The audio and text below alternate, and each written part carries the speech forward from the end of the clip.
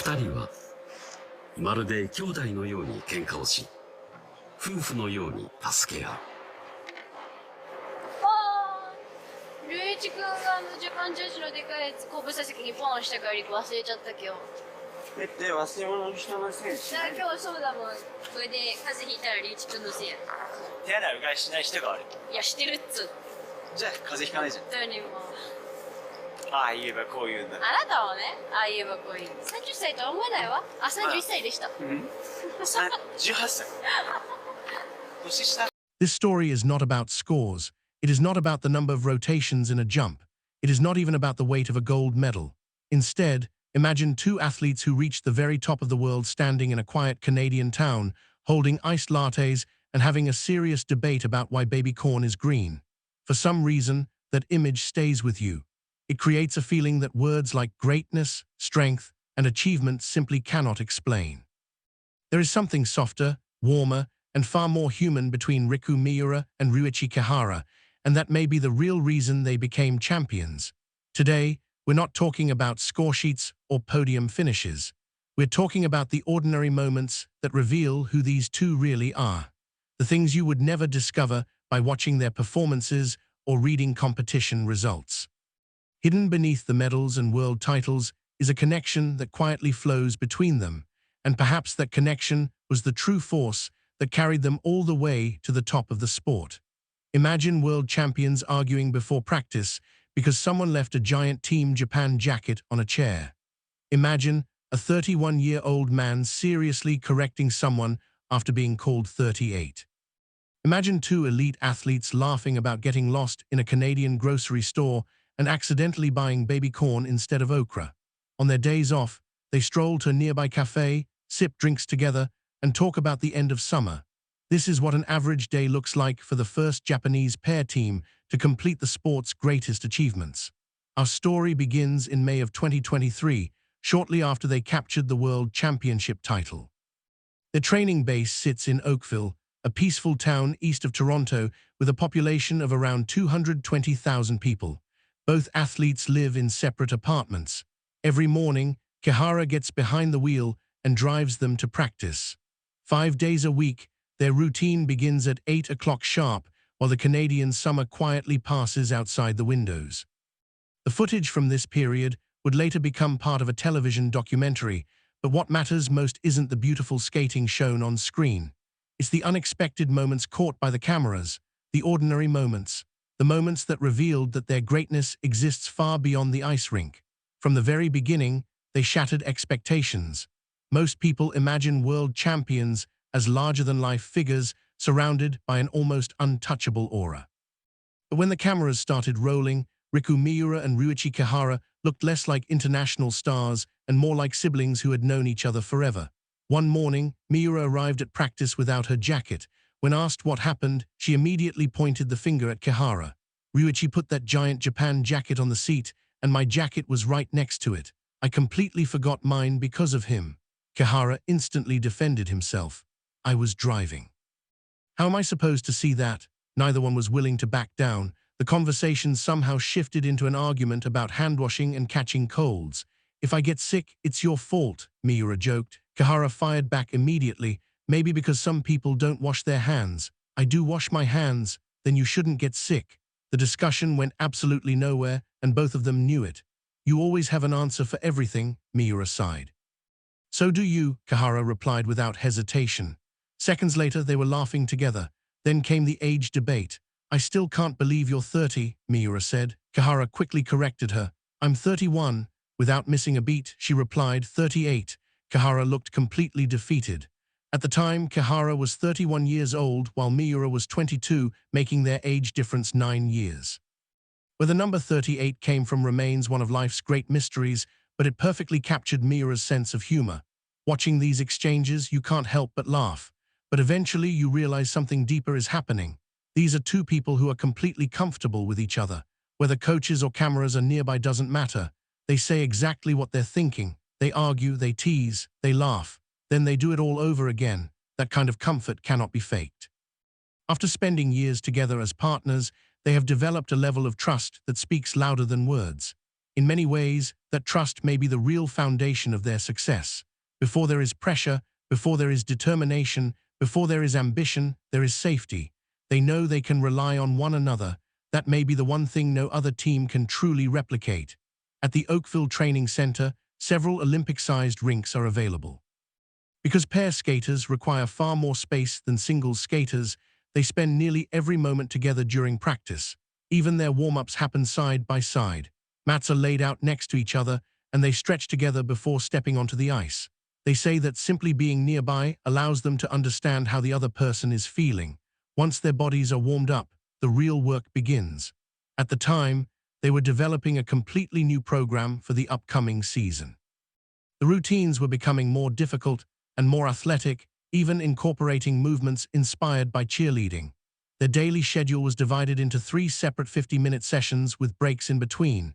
Rather than training endlessly, they focused on maximum concentration during shorter periods. Coach Bruno Marcotte stood ringside, calling out instructions in English while carefully watching every movement. During jump practice, there were no safety mats beneath them. The reason was simple. The surface needed to feel exactly like ice, hard, unforgiving, real. Pair skating remains one of the most dangerous disciplines in the sport. When learning new elements, falls are inevitable. There are times when you just crash, Miura admitted, and because we can only attempt certain skills so many times, it takes a lot of patience. Behind those words was a reminder that every success comes with risk. Every new element requires trust. Every improvement demands courage. Watching from the side, Coach Marcotte understood this better than anyone. A former Canadian pair skater himself, he had coached many elite athletes throughout his career.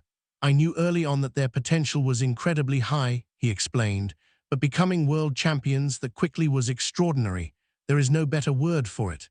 Then he revealed what he believed was the secret behind their rise. In pair skating, the relationship between the two athletes is everything. Without a strong, happy, and positive relationship, improvement is impossible. Even from a coach's perspective, what Miura and Kihara shared was special. The precision of their performances wasn't built on technique alone. It was built on the atmosphere between them, the trust, the understanding, the connection.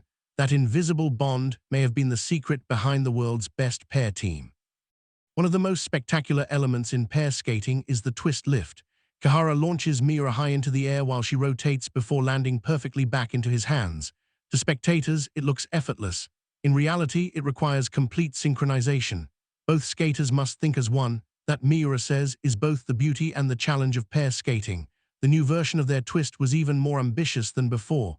Higher, faster, more complex. Some attempts looked promising. Others revealed flaws.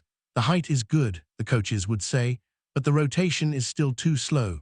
Again and again, they adjusted tiny details, arm positions, timing, angles. Every correction brought them one step closer to perfection, and through every success and every mistake, one thing remained constant: the laughter, the trust, and the friendship that existed long before the applause ever started. Because sometimes the greatest story isn't how champions win gold medals. Sometimes it's how two ordinary people share an iced latte, argue about baby corn, and somehow build a partnership strong enough to conquer the world. Until now, their performances had been known for clean fundamentals, polished technique, and a quiet kind of beauty that never needed exaggeration. But this time, they wanted more. They wanted richer expression, new movement, and a program that pushed them beyond the safe image people already expected from them. Kihara said it clearly. Even after becoming #1 in the world, he felt nothing close to satisfaction. What he felt was urgency. If they stayed exactly the same, he believed they would not win again. That fear became fuel. That pressure became motivation. And that is why he wanted to challenge something completely new. But away from the ice, the image of these two world champions becomes surprisingly human, according to Kihara. If Riku Miura goes somewhere alone, there is a very real chance she will get on the wrong train. He says it with complete confidence. If she is left by herself, things can become a disaster. She will absolutely take the train in the wrong direction. Miura simply tilts her head and says she does not really know why. Even she cannot fully explain it. At first, it sounds like a funny little story, but behind it is something deeper. Miura decided to fully commit to pair skating when she was only 14 years old. At 17, she moved to Oakville, Canada. To improve her skating, She also trained in gymnastics and karate, and those experiences helped build the powerful body control she has today. But imagine being a teenage girl who could barely speak anything beyond Japanese, living in a foreign town with very few people she knew, spending most of her time not exploring the city, but training inside an ice rink.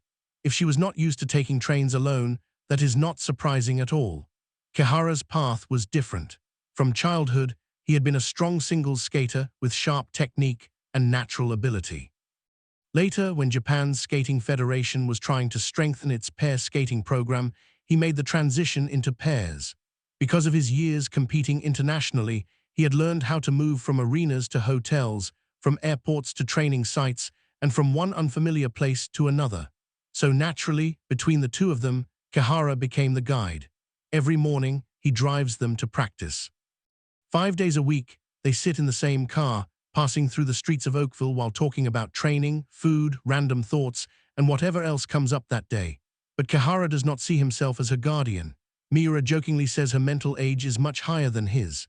Kihara instantly argues back, saying he is the one adjusting to her.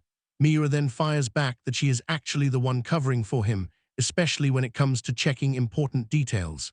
Who is right? Only the two of them truly know. But one thing is clear. They reached a place neither of them could have reached alone because they learned how to cover each other's weak spots.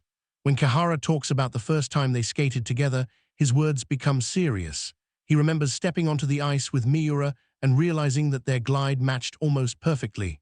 Every push, every edge, every distance across the ice felt naturally connected. He said the biggest thing he noticed was how well their skating fit together.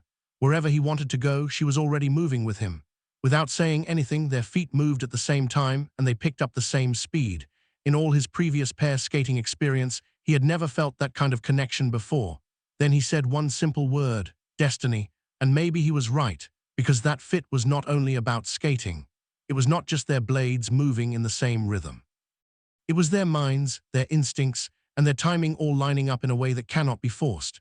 That feeling grew through every practice, every ride through Oakville, every quiet lunch, and every ordinary day until it eventually turned into a world championship.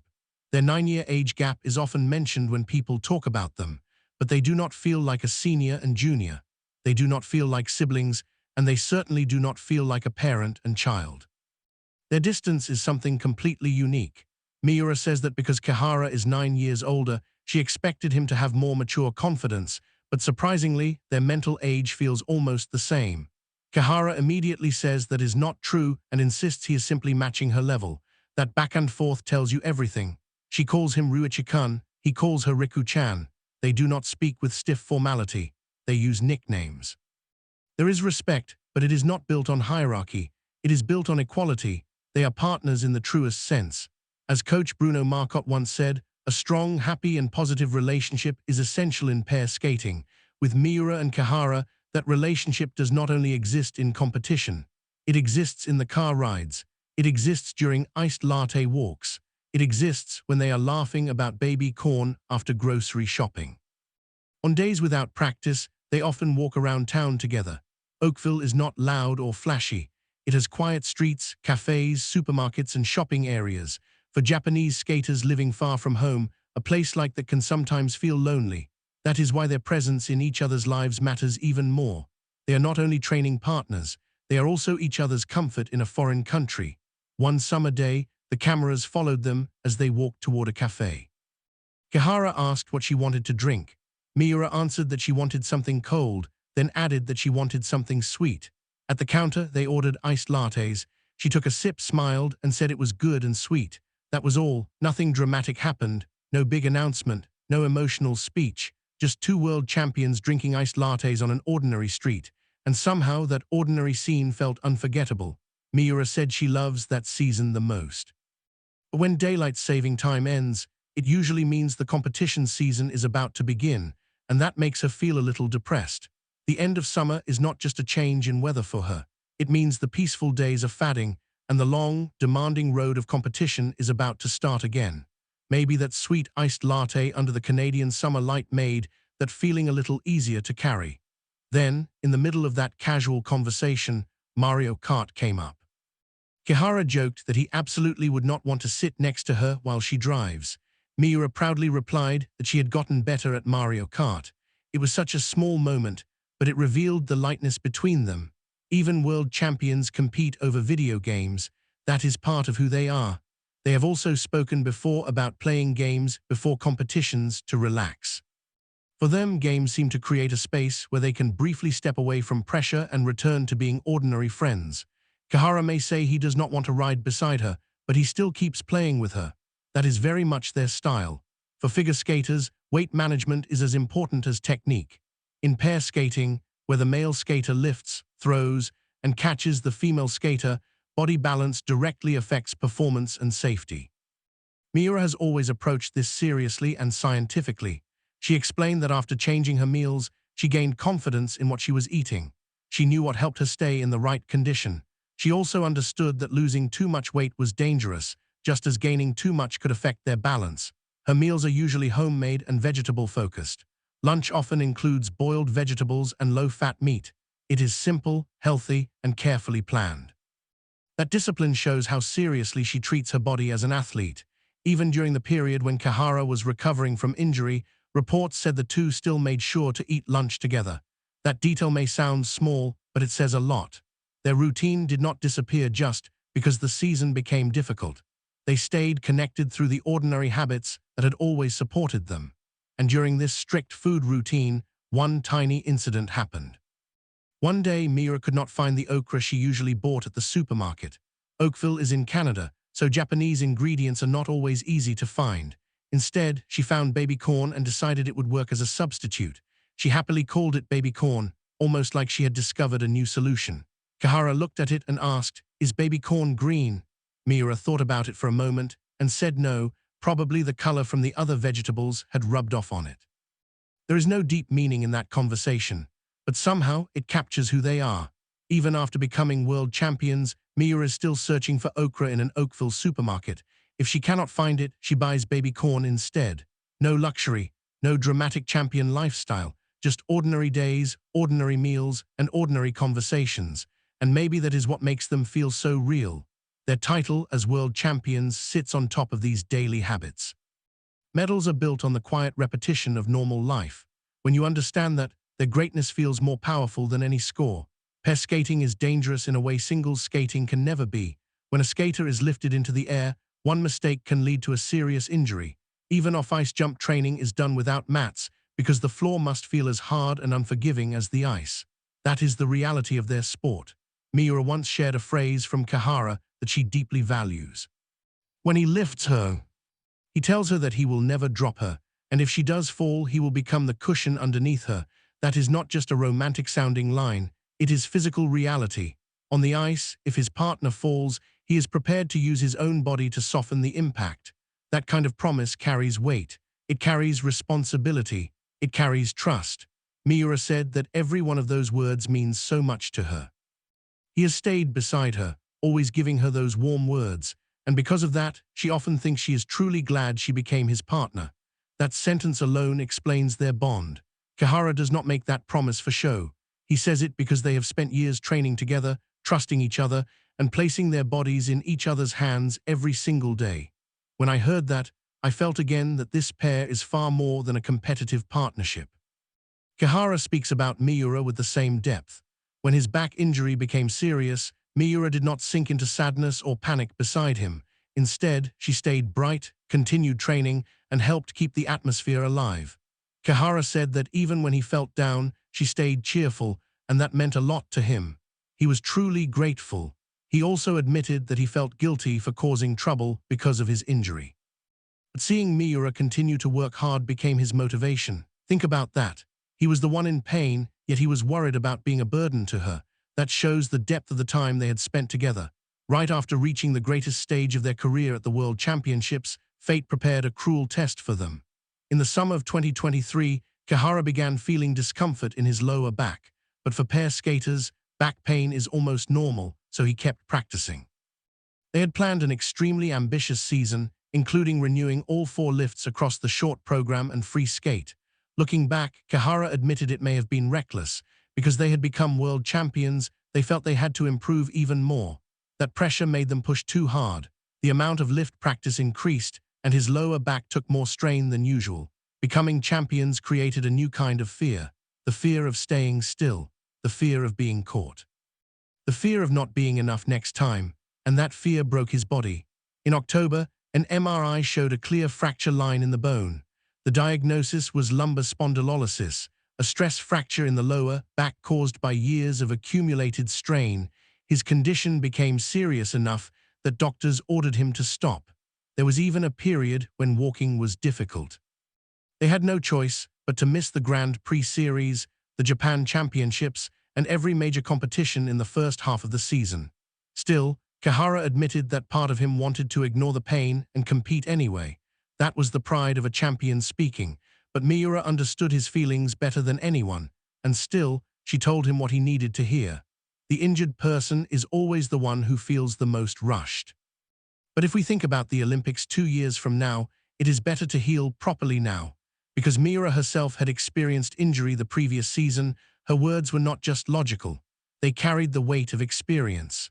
So the world champion, guided by his younger partner, began the long road of rehabilitation. Coach Bruno Marcotte also gave Miura an important message. He told her that working hard in front of Ryuichi would become his motivation, and that the two of them should become stronger together. So Miura decided to go with Kihara to his rehabilitation facility. Their mornings began with Kihara driving to the rink in Toronto. Until he was cleared to skate, he simply stood at the side of the rink and watched Miura train. At lunch, they ate healthy homemade meals together. In the afternoon, they traveled more than an hour each way to a hospital in downtown Toronto. Kihara worked on recovering from his back injury, while Miura trained to strengthen her body and prevent dislocations. They also continued early morning visits to a medical facility starting at 6 a.m. This was not an ordinary gym. It was a specialized center used by Canada's top athletes and national ballet dancers. Under the guidance of physical therapists, Kihara's goal was not only to recover, but to build a body that would not break again. Miura joined the training because she saw it as a good opportunity to strengthen herself too, but from another angle, it was also her quiet way of easing her partner's guilt.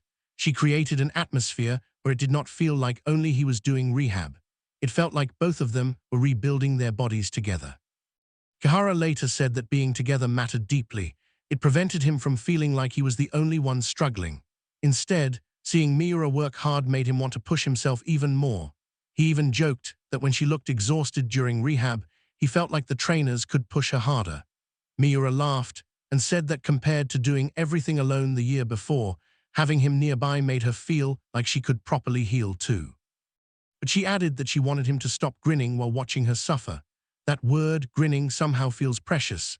Even during painful rehab days, their familiar humor was still there.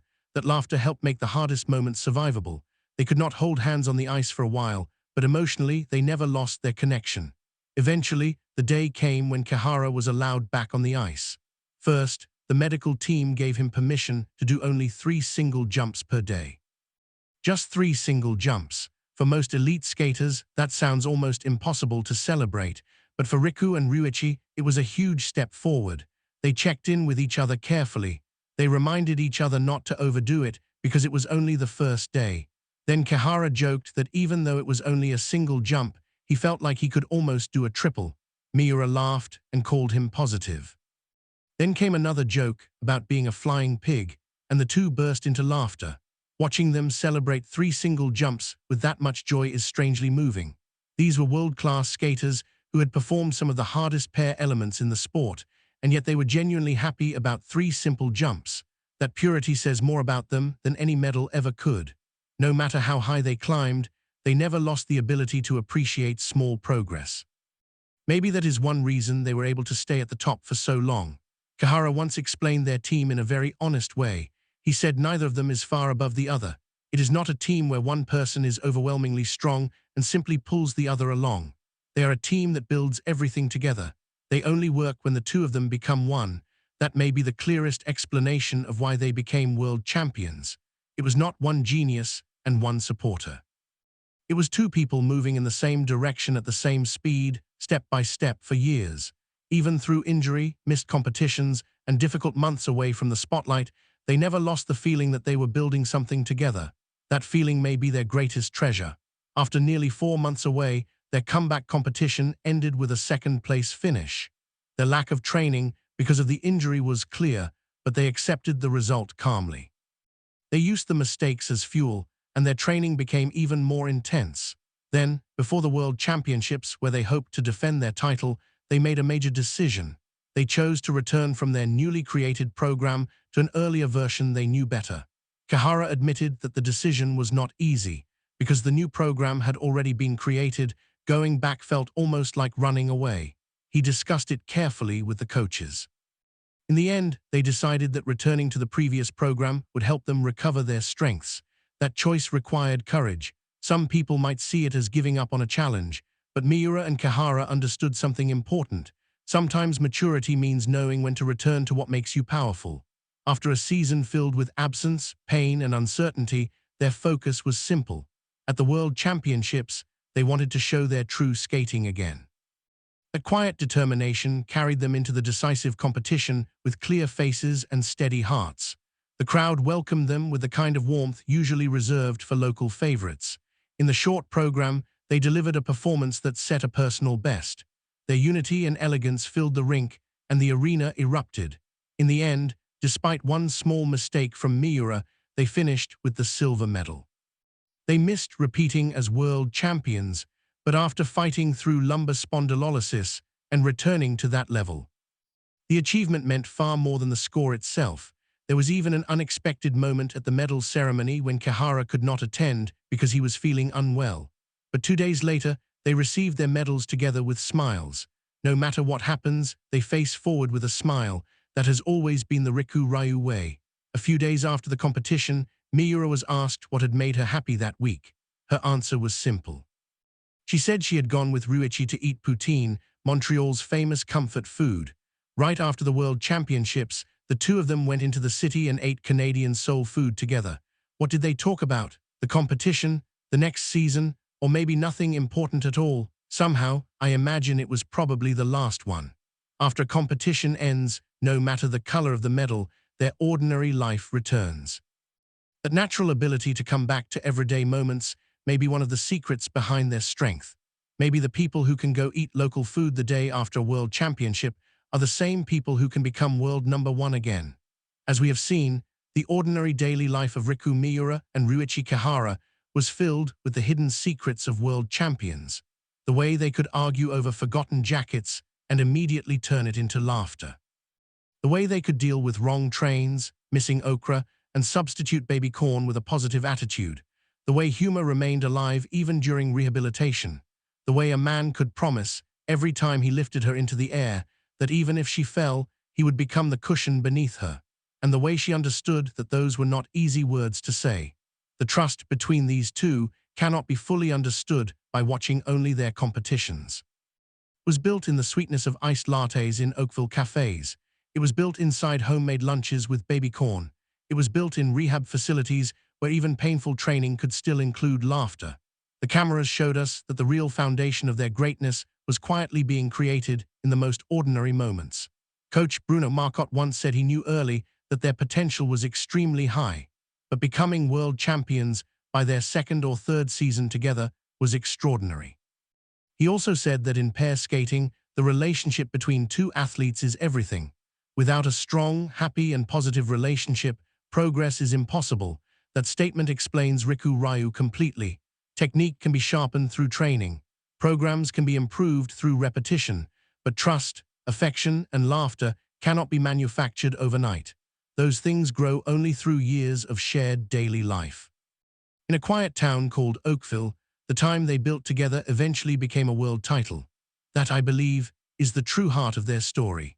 In February 2026, Riku Miura and Ryuichi Kihara won Japan's first Olympic gold medal in pair skating at the Milano Cortina Winter Olympics, scoring 158.13 points in the free skate and 231.2 points overall. Then, on April 17 of that year, they announced their retirement from competitive skating. Their 7-year journey as a team came to an end. But for many people, the image that will remain is not only the record, the medal, or the score. It may be the image of two world champions searching for okra in an Oakville supermarket. It may be Miura happily choosing baby corn instead. It may be Kihara standing beside her, wondering why the baby corn looks green. Being the best in the world and still being completely ordinary is rare. Miura and Kihara were that rare exception, and maybe that is why their story feels so unforgettable. I still cannot stop thinking about that baby corn conversation. A world champion smiling because she found a substitute for okra. A young woman calling it baby corn with excitement. A 31-year-old partner beside her, confused about why it turned green. That gentle, ordinary warmth between them may be exactly why they reached the top of the world. And maybe, for all of us watching, there's something to learn from that. Maybe the most important relationships in life are not always dramatic. Sometimes they are built through small arguments, shared laughter, quiet support, and the simple decision to keep standing beside each other. Riku Ryu's ordinary life quietly taught us just how powerful that can be.